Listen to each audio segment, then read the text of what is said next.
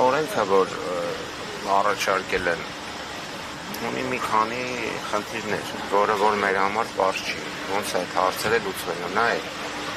օրինակ մոդելավորենք մի իրավիճակ, երբ բնակչին տալիս են $100,000, ենթադրենք,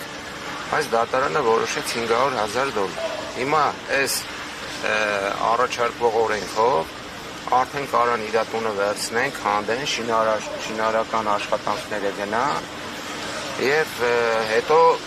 այդ գինը որոշվի։ Ենթադրենք մի տարի հետո դատական վճիռ կայացվեց եւ պետք է ավելացնել $400,000։ Հիմա օրենքի 16-րդ հոդվածի առաջին մասով կառուցապատողը կարող է հրաժարվի այդ գումարը վճարել, դա իր իրավունքն է։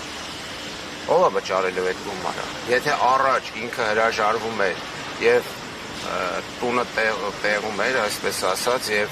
խնդիր չէր առաջանում ոչ մի։ Հիմա մարդու տունը քանդել են, իրան տվել են $100,000, դատարանը որոշել է ենթադրենք ավելացնել եւս $400,000։ Ով է այդ հարցը լուծում։ Եթե իրանք սա առաջարկել են, ուրեմն պետք է նշեին, որ պետությունը տրում է սուբսիդիար պատասխանատվություն այդ ֆիրմայի գործողությունների համար, այսինքն ինքն է պարտավորվում։ Բայց այդ դեպքում, եթե ենթադրենք ինքն էլ այդտեղ վճարում է, հետո ինչ հարաբերություններ են ելնում կառուցապատողի, այդ փողը, որ պետությունը վճարում է, ոնց է այդ հարցը լուծում։ Երկրորդը, նայեք, օրենքին տալիս են հետադարձ ուժ,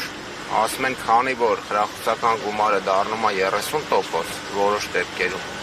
այդ հիմնավորման տալիս են հետադարձ ուժ, բայց բոլոր այն մարդիկ, որոնց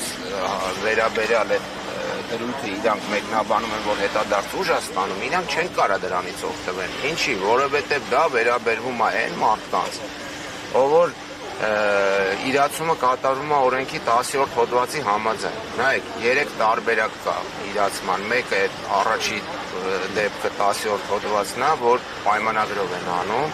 երկրորդը դեպոզիտով, երրորդը դատական կարգով։ Հիմա այդ բոլոր մարդիկ դատական վեճերի մեջ են, այսինքն ոնց որ երրորդ դեպքն է, բայց այդ խրախուսական նորմը գործում է միայն առաջի դեպքի համար։ Հիմա եթե իրանք էլ այդ հետադարձ ուժը տալիս են, ասում են, այդ ժամանակ ում ինչ իրացրել են, կարան կան հայցեր ներկայացնեն, ասեն 15% ավելացրել։ Այն նախկինում թեկուզ օրենքել են ընդհանուր հայտարարի։ Այդտեղ խնդրահարույց հարցեր կա։ Вообще ձեզ ասեմ, այս հարցը ես հասկանում եմ ինչի է ծագում կառավարության մոտ։ Նրա համար, որ ասենք ինչ որ մի քանի գույքերի պատճառով ծրագիրը չխոչընդոտվի, գնա առաջ, բայց տենց չի պետք լուծել այս հարցը։ Իսկ լավագույն լուծումը ձեր կարծիքով ո՞րն է։ Լավագույն լուծումը ասեմ ձեզ որն է, պետք է նախապես պրոցեսը սկսելուց առաջ հիմա ուզում են նորագյուղը սկսեն, չէ՞։ Ինչ է պետք անել, նախապես պետք է 3 խումբ սեփականատերեր են լինում որպես կանոն։ Մեկը մարդիկ, որոնք գումար են ուզում, մեկը որ բնակարան, մյուսը այդ մեծ ինչ-որ գույքեր ունեցողներն են, որոնք ուզում են իրենք կառուցապատեն, այսինքն մասնակցեն այդ պրոցեսին։ Պետք է այդ նախնական սա ամեն ինչը մի հատ պրառաբոտ արվի, մի ինչ-որ առժամանակ, ով որ եթե գումարը չի բավարարում մարդու, պետք չի այդ գնահատման տարբերակով գնալ, որտեղ ինքը շատ սուբյեկտիվ պրոցես է։ Պետք է ուրեմն այդ մարդուն առաջարկել տեղում բնակարան, այսինքն ենթադրենք ունի 60 մետր տուն։ Իրան առաջարկել ենթադրենք 75 մետր կամ 80 մետր տուն, եթե իրան գումարը չի բավարարում։ Իսկ բոլոր այն մարդիկ, որ ուզում են իրանք կառուցապատեն, պետք է նստեն, որտեղ այդ մարդ այդ կառուցապատման մեջ ամենաարժեքավոր բանը դա հողն է, ամենաթանկ բանը։ Հիմա ու այդ ժամանակ ինձ թվում է ոչ մի բողոքել չի լինի, որտեղ ինչից պետք է բողոքեն, ով պետք է բողոքի։ Ով փող է ուզում, փող են տալի, չի լուծվում այդ հարցը, տուն են տալի, ուտեղ ձեզ ասեմ, բանի հարց էլ չի առաջանում սահմանադրության հետ խախտման, որտեղ նայեք ինքը իր մեծ առումով ինքը ռենովացիոն ծրագիր է, այսինքն իր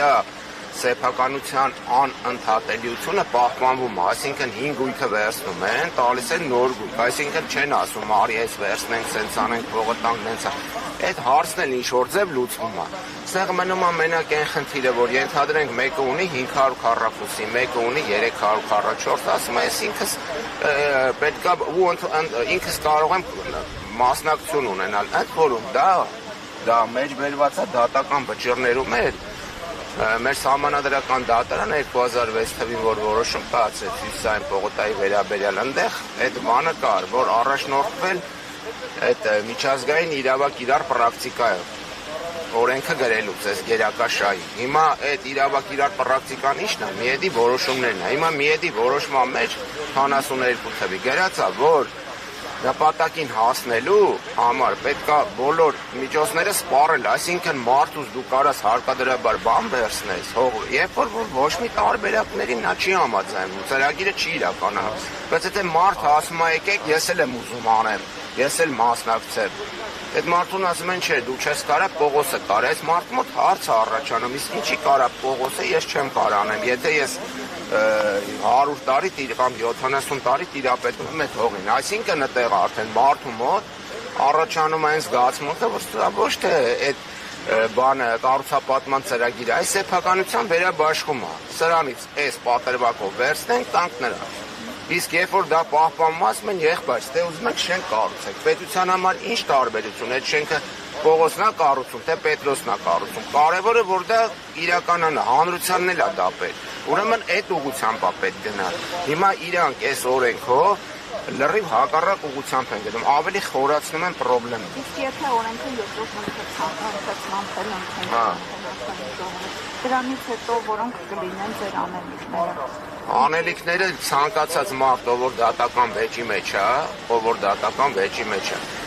այս միջև վերջ որ գնա, սա հակասահմանադրական դրույթներ է պարունակում, սահմանադրական դատարանում, օրինակ մենք եղել է որ 3 ատյանում պարտվել են,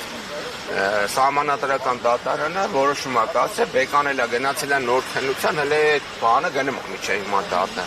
Այսինքն հիմա այդ առաջի ատյանը, երկրորդ ատյանը չգիտեմ, որ դաժե շփշփալեն որոշումներ կայացրեցին, մեկը այս խնդիրը ունի բաներ, այդ որ ես մատնանշեցի։ Ոնց է լինում, էլի եմ ասում, մարդու գույքը վերցրին։ Օրենքի մեջ գրել եք, ասում եք դա այդ տունը քանդում ենք, որ սա բան չնի, հա, լոգիկան հասկանում ենք, լոգիկան ինչու՞մ է, որ ծրագիրը չխոչընդոտվի։ Բայց եթե դու այդ նպատակը հետապնդում ես, պետք է այն հարցն էլ լուծես։ Բա ով է, որ ենթադրենք դատարանը որոշեց, որ այդ գնահատողը սխալ է գնահատել ու 5 անգամ գինը բարձրացավ։ Ով է լուծում այդ հարցը, գրած է օրենքի մեջ։ Այդ գնահատումներն էլ ես ձեզ ասեմ, դրանք շատ սուբյեկտիվ են։ Կառավարությունը ունի 2012 թվի 273 նոր որոշում, որը որ այդ նորագավիթի հետ կապված է եղել։ Ֆինանսավորողը եղել է Ասիական զարգացման բանկը եւ որպես ֆինանսավորման նախապայման կառավարությանը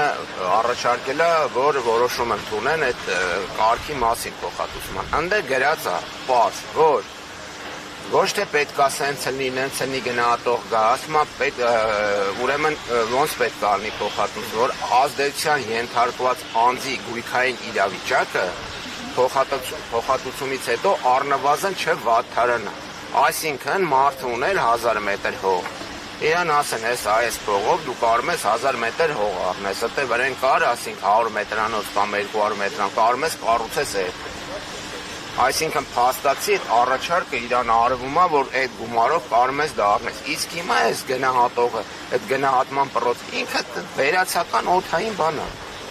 Այդ գնահատողը, բարիչոմ, ասենց ասեմ, ինքը գնահատում է, ոչ մի պատասխանատվություն չի կրում։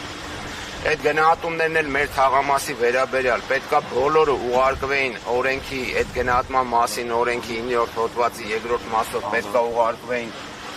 բան կադաստր, որ կադաստրը մոնիտորինգի ենթարկեր, որտեղ բոլոր դեպքերում, որ այդ վճարումը, այդ գնահատման բան արդյունքները կողմերից մեկի համար պարտադիր են, իսկ մեր դեպքում պարտադիր են բնակիչների համար, ինքը պետքա իդենտիֆիկացիոն կոդ ստանա, այսինքն դա խոսում է նրա մասին, ու այդ արտացոլված լինի գնահատման յուրաքանչյուր էջի աջ ներքևի անկյունում։